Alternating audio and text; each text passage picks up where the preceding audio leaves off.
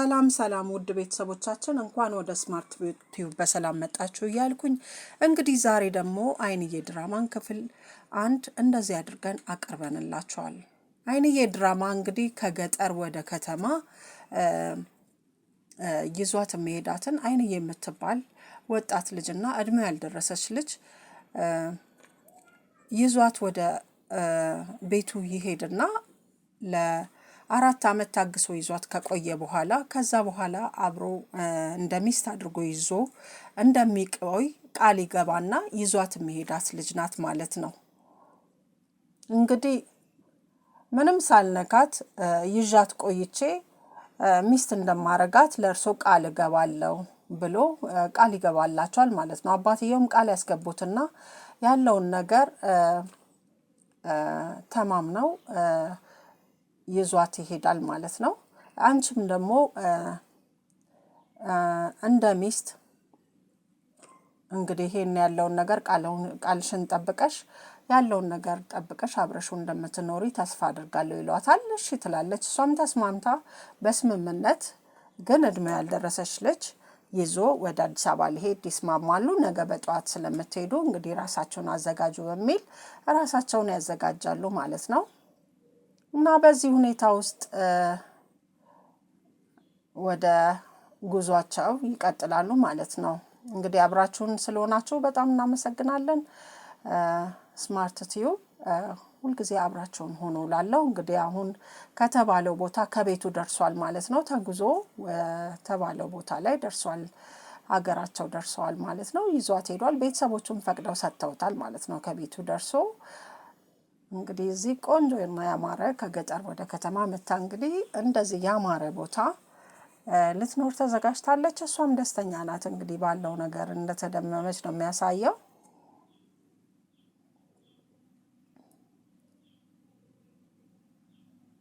ወደዋለች።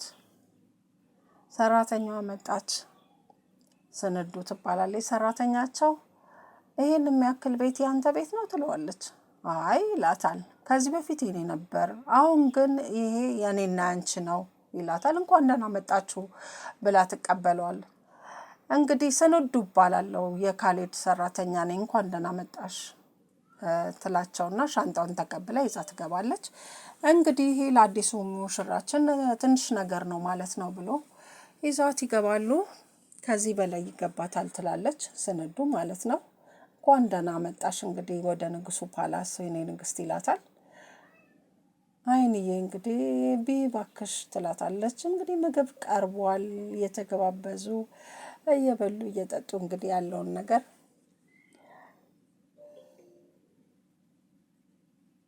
እንዴት ነው ጸሎት ሳይደረግ የሚበላው ምናምን ብላ ትቆጣለች። እሷ አልለመደችም ይሄን ወግና ስርዓት ማለት ነው።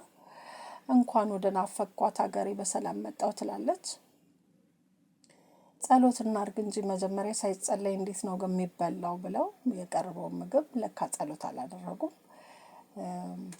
ባርኮም ደግሞ ሊሰጣቸው እሱ አልለመደማ በዚህ አይነት መንገድ ሲያላለፈ ልጅ ስለሆነ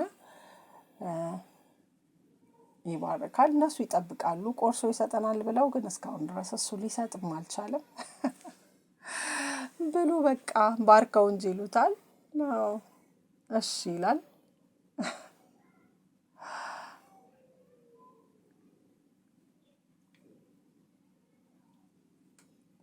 እንግዲህ እሱ ማጉረስ ሲገባው እሱ መጀመሪያ ለራሱ ነበር የጎረሰው እና ያው እሱ አልለመደም እንደዚህ አይነት የተጨናነቀ ኑሮ። ፈታ ብሎ የሚኖር ልጅ ነው። እንግዲህ ጥሩ የሆነ ድራማ ነው፣ ተከታተሉት። በጣም ተወዱታላችሁ ብላ እየተባባሉ እሷ ግን በጉርሻ ጀምረዋለች ማለት ነው። ምክንያቱም እሱ ማድረግ የሚገባው ግን እሱ ስላለመደና በዚህ ህይወት ያላለፈ ልጅ ስለሆነ አያውቀውም ይሄንን ማንነት። ይሄ ማንነት የሌለው ልጅ ነው። እንግዲህ በጉርሻ እያስጨነቀችው ነው ማለት ነው። ግራ ገብቶታል። ሰራተኛዋ ስንዱም እንግዲህ እየሳቀች ነው ማለት ነው። ፈታ እያለች ነው፣ እንደ ማፈርም እንደ መሽኮርመምም እያለች ማለት ነው። እንግዲህ በዚህ ሁኔታ ምግባቸውን አጣጥመው ከበሉ በኋላ ቡና ተፈልቶላቸው እንደዚህ ቡናው ቀርቧል። ቡናውን እያጫጫሰች እንግዲህ ቀናቸውን እያሳመረችላቸው ነው።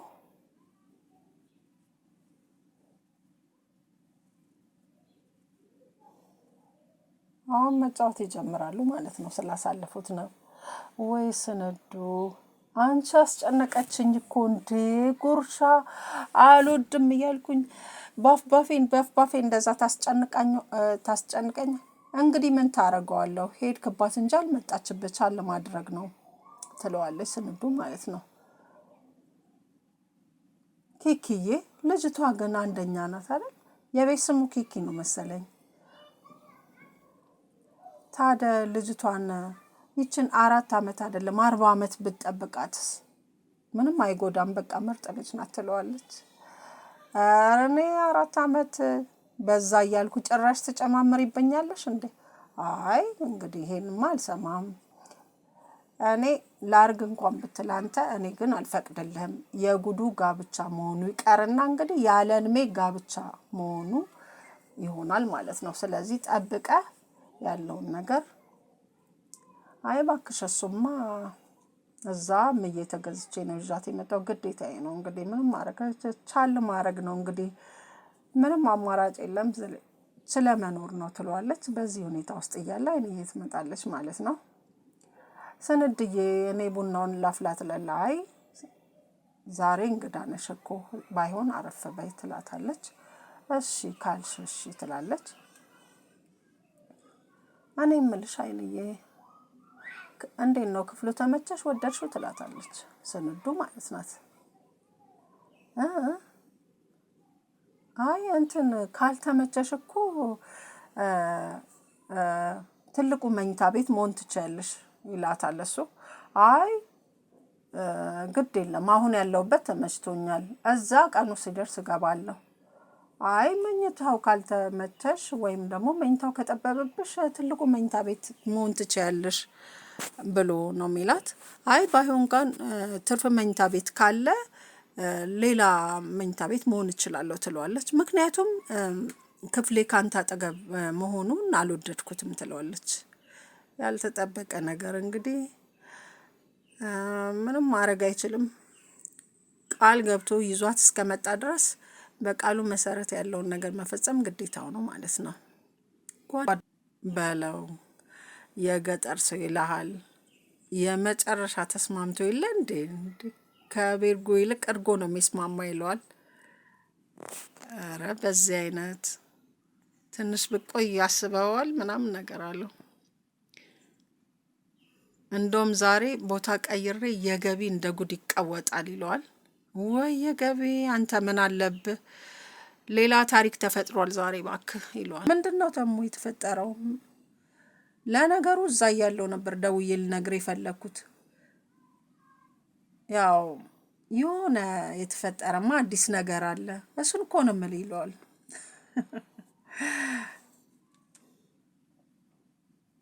ላገባ ነው ይለዋል። ማለት ያገባው ይለዋል። ላይክ ሰብስክራይብ እና የደውል ምልክቷን መጫን ግን እንዳይረሱ ማለት ነው። የምሬን እኮ ነው። ይኸውልህ አይንዬ ትባላለች። የአጎቴ ልጅ ሰርግ ላይ ነው ያዩት። ውይ ብታያት እኮ ውይ ብታያት ልብ ወከክ የምታረግ ናት ይለዋል። በቃ ምን ብዬ ልንገር? በቃ እንደሷ ግን ልቤን የደነገጠላት ሰው የለችም። ትለያለች ስለ እንዴ ከምር ነው ግን አንተ እንደዚህ የምታወራው ይለዋል። እንዴት አንተ 4 ዓመት ሙሉ ልጠብቅ ራስህን አሳመንከው? ይሄ ባህል እዚህ ከተማ ቢመጣ ይለዋል። ግን ኧረ አይምጣ ይለዋል ደግሞ መልሶ።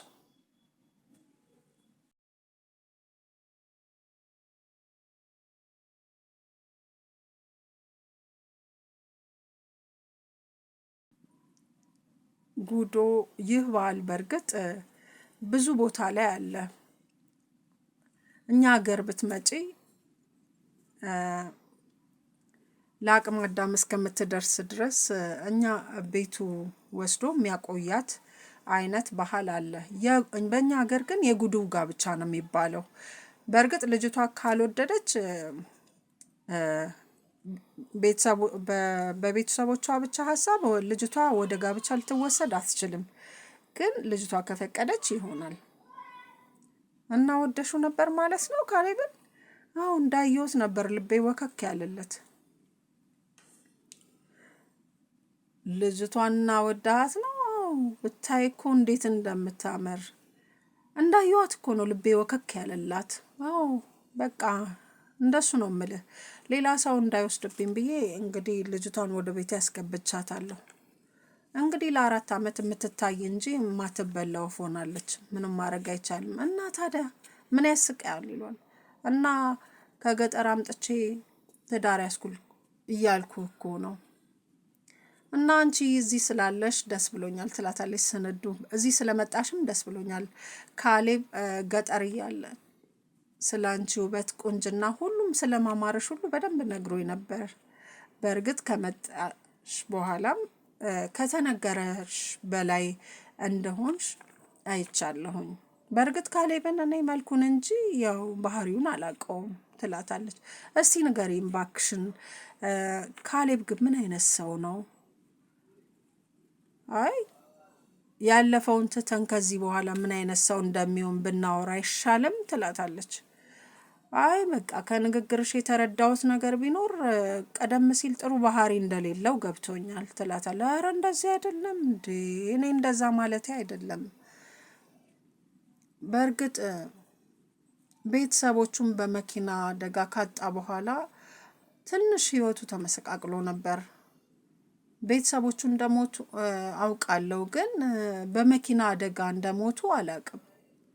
አይ የእናቱ ወንድም ሞተው እናትና አባቱ እንዲሁም 2 ታናናሾችን ጨምሮ ወደ ገጠር ለመሄድ ለቅሶ ለመድረስ በመኪና እየተጓዙ እያለ ድንገት በተፈጠረ መጥፎ አጋጣሚ በመኪና አደጋ 4ቱም ባንዴ ነበር ህይወታቸው ያለፈው።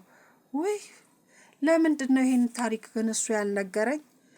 ይሄን ታሪክ እንኳን ለሰው ሊያወራው ይቅርና ለራሱ በድጋሚ ማስታወስ የሚፈልግ አይመስለኝም። በወቅቱ የ5ኛ ዓመት የጅማ ዩኒቨርሲቲ ተማሪ ነበር እና በዛ ሰዓት እሱ ታዲያ እንዴት አልሄደም አብሮ ስትል፣ አይ በጣም ከባድ መጥፎ አጋጣሚ ነበር። ያሳዝናል በጣም። ግን እኮ ሲያዩት እንደዛ አይነት ህይወት ያሳለፈም አይመስልም። ከዛ በኋላ ያለውን ጊዜና የኖረውን ጊዜ ሁሉ ራሱን መጠጥ ውስጥ ደብቆ ነበር የኖረው። አይንዬ እባክሽ ለሱ በጣም ታስፈልጊዋለሽ፣ እባክሽን አግዢው፣ ህይወቱን እንዲያስተካክል በጣም ታስፈልጊዋለሽ፣ እያስጨነቅሽ ነው፣ ግን ትንሽ ፋታ ስጪኝ ትላታለች። አልገባኝም። 4 ዓመት ሙሉ አስችሎ ጉልበትን አቅፈልተኛ ነው? አይ አንደኛው ጉልበቴ ሲደክም አንደኛውን ጉልበቴን አቅፌ ተኛለሁ። እንግዲህ ምንም ማድረግ አይቻልም። እና እድሜ ያልደረሰች ሴት ቤትህ አስቀምጦ እድሜዋ ሲደርስ አብራት ኖራለሁ ወይ ደግሞ አገባታለሁ ማለት ምን ማለት ነው? አይ በቃ ይሄ የተለመደ ነገር ነው። ቤትህ አስቀምጠህ ታስቀምጣታለህ፣ ግን መንካት ማየት አይፈቀድም። ብቻ ለማንኛውም የአይነት በቃ ይዟት መጥቷል ወደ ቤቱ። ያለውን ይዞ ከመጣ በኋላ ደግሞ እንዴት ይሄንን ጊዜ ታግሶ አብሯት መቆየት እንዳለበት የተጨነቀ ይመስላል። በዚህ ሁኔታ ተጨንቆ እንግዲህ ጓደኛውም ዛክም እንግዲህ ይሄ ጉዳይ ከባድ እንደሆነ እየነገረው ነው። እና ሌላ የሚያፈቅራትን ሴት እንዴት ነው የምታፈቅረውን ሴት ማለት ነው እንዴት ነው ታዲያ እሷን ነገር ምን ታደርገዋለህ? አይ እኔ እኮ በተደጋጋሚ እሷን እንደማልፈልጋትና እኔ ለእሷ ለመሆን ሰው እንዳልሆንኩ ደጋግሜ ነግሬያታለሁ። በፊቷ ለራሷ ነግሬያታለሁ። ስለዚህ ይህም ምንም ማድረግ አልችልም። ያለውን ነገር እንግዲህ ይገርማል።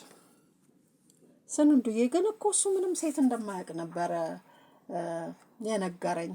አይ አሁን ግን ያንቺ ሆኗል ላንቺ ሆኗል እና ላንቺ ልቡ ተሸፍቷል እና ምርጫው አድርጎሻል። ስለዚህ ያለውን ነገር ብቻ ጥሩ ጊዜ ይኖራቸዋል ብዬ አስባለሁ እና ያለውን ጊዜ በጥሩ ሁኔታ አብራችሁ ታሳልፋላችሁ ብዬ አስባለሁ።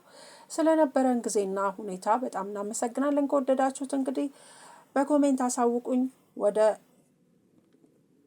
መጨረሻው ላይ ስላለን እንግዲህ ቀጣዩን ነገር ደግሞ እንደዚሁ እያየን የማቀርብላችሁ ይሆናል። እስከዛው ድረስ ግን ላይክ እና ሰብስክራይብ እና የደውል ምልክቷን ሼር ማድረግ እንዳትረሱ። ላለሁ በጣም አመሰግናለሁ። ቻው ቻው፣ ባይ ባይ። እወዳችኋለሁ።